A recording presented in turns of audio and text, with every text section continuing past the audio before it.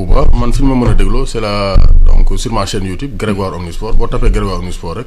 donc dina gën a nekk donc dina affiché wu ci kaw. donc la référence a été bien établie.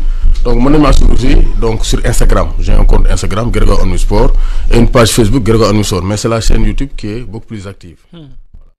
Mondial Sport, leader de l'équipementier au Sénégal, vous présente ses offres spéciales en cette fin d'année 2020. 2 maillots floqués à 20 000 francs. Survêtement à 20 000 francs. Livraison gratuite. Vous avez les survêtements du Paris Saint-Germain, du Barça, de vos clubs préférés. Maillot plus masque à 10 000 francs. Ne vous le faites pas raconter avec Mondial Sport.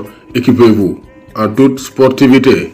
Contactez le 77 059 99.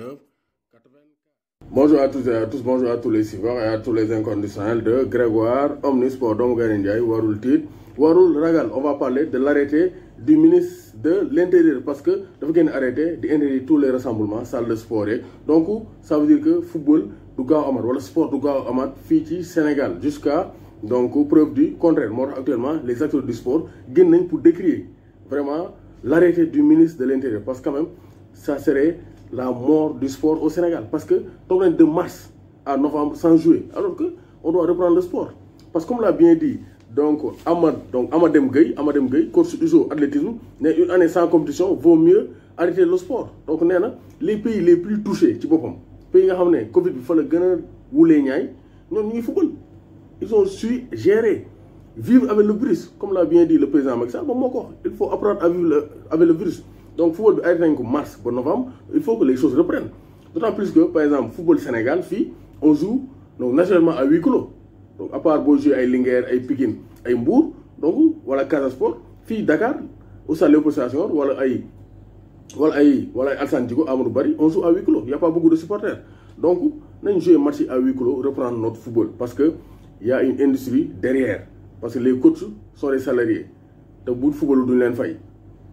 waxoon nañ defoon nañ ay vidéo joueurs yi même chose donc il y a tout un tas donc de pères de famille qui sont autour du football et qui se nourrissent du football ou bien du sport te loolu bu redémarré wu rek crise bi dina gën a metti moo tax Birahim Gaye ancien coach Saint-Louis Basket Club nee na on doit reprendre les compétitions. Amadou Sène sélectionneur des Lions de volley nee na les athlètes ont besoin de compétition parce que compétition bu ñëwul athlètes yi ils vont se perdre. Parce que c'est le réflexe conditionnel. Il faut que nous entretenir les mouvements pour donc être performant. Donc, maître Abdoul Beydi Ndiaye, DTN Taekwondo, les athlètes commencent à perdre la motivation. Motivation, à motiver parce que quand même, donc football, entraîner tôt. Tu n'as plus donc l'occasion de faire de la compétition. Donc, presque sport, c'est voué donc, à l'échec. Donc, ça c'est compliqué. Moi, nous gagnons parce qu'il faut que nous gagnons. Donc, artistes, nous gagnons des casses pour cette soirée, mais le monde du sport aussi, il faut nous gagner casse. Matar Ba wax na ko. Néna nous allons continuer la discussion avec les autorités. Moom c'est le ministre du sport.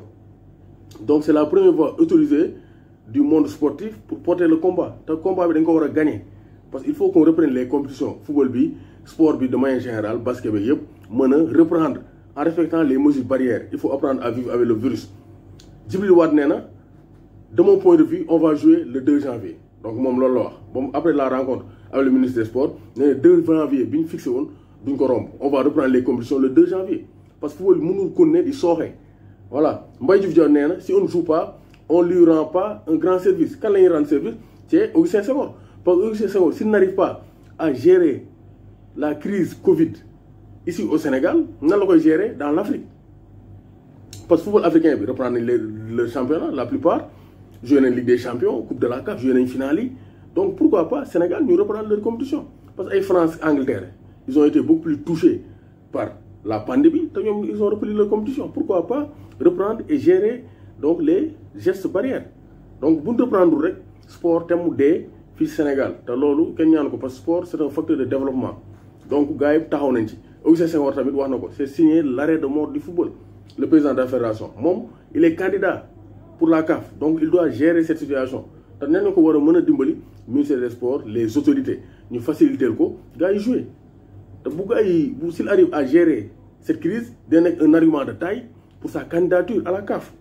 Donc il y a beaucoup de choses qui entrent en jeu. Donc il faut gars yi xoolaat jéem a flexible surtout pour la reprise des compétitions sportives basket taekwondo volleyball ainsi de suite.